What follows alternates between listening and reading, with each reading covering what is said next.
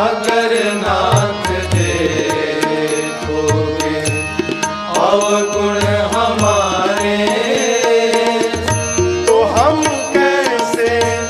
भाव से लगे